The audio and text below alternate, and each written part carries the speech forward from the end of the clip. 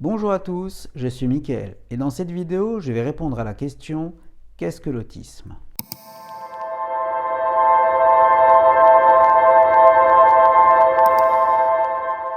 C'est vrai ça, qu'est-ce que c'est l'autisme? Mais avant de commencer, je me dois en premier lieu de me présenter. Je m'appelle Mickaël, j'ai 39 ans, voilà. Non, j'ai une formation d'éducateur spécialisé et même que j'ai le diplôme qui va avec. Et ouais, je travaille depuis maintenant plus de 14 ans auprès d'enfants et d'adolescents autistes. Alors là, je fais une compression. Pour une question de simplicité, je vais dire autisme, même si vous le verrez au travers des différentes vidéos que je ferai dans un futur proche, le terme autisme, c'est extrêmement réducteur, compacteur. Alors j'ai travaillé dans différentes structures avec différents modes d'accompagnement, que ce soit en internat, dans des écoles spécialisées, dans des écoles ordinaires, avec des familles. J'ai eu plein d'expériences différentes et on aura l'occasion d'en reparler. J'ai donc décidé de me mettre à la tâche de faire des vidéos pour expliquer, ou du moins tenter d'expliquer ce qu'est l'autisme, d'où ça vient, comment ça se vit, comment ça se manifeste, comment ça s'accompagne. Et nous sommes donc ici aujourd'hui pour répondre à la question « C'est quoi l'autisme ?» Et ouais, on dit trouble du spectre de l'autisme, TSA. Ah oui, on apprend des trucs ici, on n'est pas là pour enfiler des perles. Mais qu'est-ce que c'est que ça, les TSA? Alors d'abord, on a le mot trouble, qui définit des troubles. Bon ici, le trouble, c'est pas quand c'est troublé, quand c'est flou. Enfin, même si l'origine de l'autisme est encore trouble. Mais ça, on en reparlera dans une autre vidéo. On parle là d'une altération. Ensuite, on a le terme spectre. Bon, on connaît le mot spectre comme le film là avec James Bond. Ou encore le type de Pokémon. Enfin, je crois, hein, j'y connais rien. On a aussi le spectre de la lumière. Un spectre lumineux, c'est l'ensemble des rayons lumineux de différentes longueurs d'onde, formant une palette allant de l'ultraviolet à l'infrarouge. Et bien ici, c'est le même principe. L'autisme, c'est la lumière. Et le spectre de l'autisme, c'est les variations, des nuances dans l'autisme. C'est pourquoi il n'est pas impossible que vous m'entendiez dire de ci, de là, qu'il y a autant d'autistes que de formes d'autisme. Et enfin, le mot autisme. Bah oui, il faut bien en parler. Trouble du spectre de l'autisme, qui vient de l'allemand autismus, un mot créé en 1911, 1912, je sais pas, par le psychiatre Eugène Bleuler. Bleuler, je sais pas. Et dans Bleuler, il y a bleu. Et non seulement c'est la couleur symbole de l'autisme, hasard, je ne crois pas, mais c'est aussi une couleur qui est dans la lumière. Et voilà. Le mot autisme est créé à partir du grec ancien, autos, qui veut dire soi-même, et du suffixe ismus, pour l'idée de comportement ou de particularité. Donc on a une particularité centrée sur soi-même. On n'est pas trop dans le faux là, mais il faut affiner un peu. Les TSA, c'est une multitude de manifestations. La réciprocité émotionnelle, eh bien, elle peut présenter des anomalies, comme des difficultés à partager ses émotions, ses sentiments, comme les hommes quoi. Enfin, les bonhommes. Ou encore, le manque d'empathie, comme les hommes quoi, mais avec un grand H. En gros, il a des difficultés à comprendre, à exprimer les émotions. Pas que les siennes, celles des autres aussi, on y reviendra. La communication non verbale, c'est le fait de comprendre les intentions dans une conversation. Eh bien, chez les TSA, elle peut être défaillante, tant dans l'attention conjointe, c'est-à-dire dans le fait de faire attention à son conjoint, et ça c'est important. L'attention conjointe, c'est-à-dire le fait de partager l'attention sur une même source, sur un même sujet. Par exemple, lorsque quelqu'un pointe un objet, c'est le fait de regarder cet objet. Elle est défaillante aussi dans la compréhension des codes sociaux, dans l'interprétation du langage corporel, etc.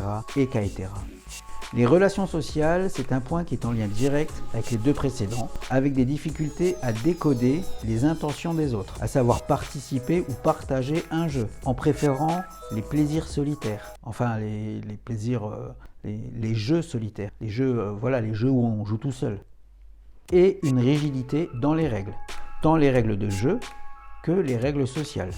Les intérêts restreints, les comportements répétitifs, ce mot est fait pour être répété, et les routines sont des aspects très importants dans le sujet qui nous rassemble aujourd'hui. Et ça se manifeste de différentes façons, qui peuvent être uniques ou cumulées, comme l'utilisation de phrases stéréotypées et pas toujours adapté au contexte. Sans blague, vous trouvez pas que c'est paradoxal? Ouais, c'est pas faux. Et alors? De détourner des jeux.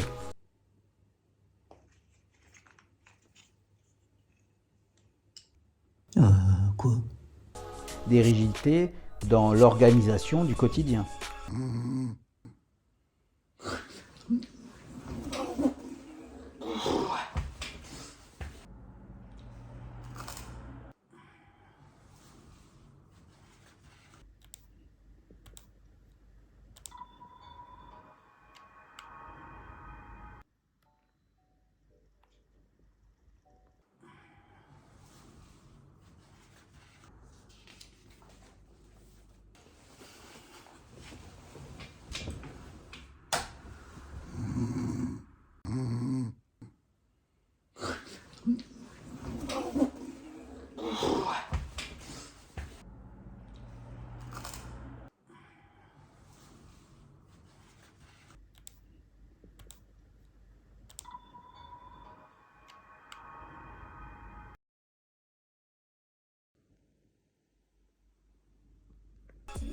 Des choix alimentaires très sélectifs, ou encore des intérêts restreints dans les loisirs. Rien à voir. Les personnes avec des troubles du spectre de l'autisme peuvent avoir des troubles sensoriels, qu'ils soient hyper ou hypo. Par exemple, un hypersensible au bruit, il va très peu supporter le bruit. Et à l'inverse, l'hyposensible ou hyporéactif, par exemple aux odeurs, il sera à la recherche d'odeurs fortes.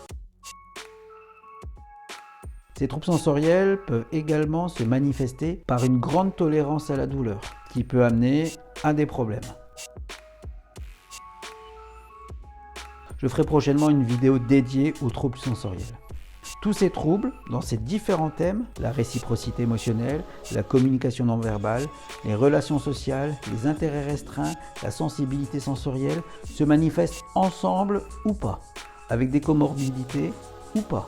Alors, je rappelle que tous les points que j'ai énumérés précédemment ne sont pas systématiquement présents, d'où le terme spectre. Il y a une multitude de possibilités, de combinaisons. Il y a autant d'autistes que de formes d'autisme.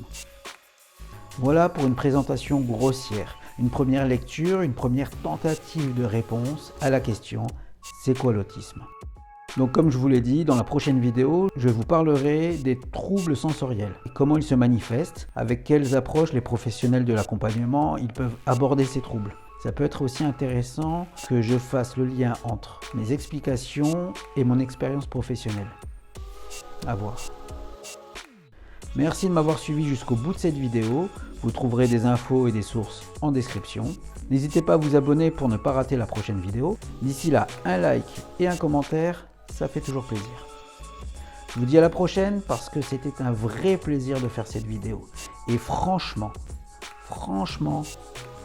voilà. Ciao!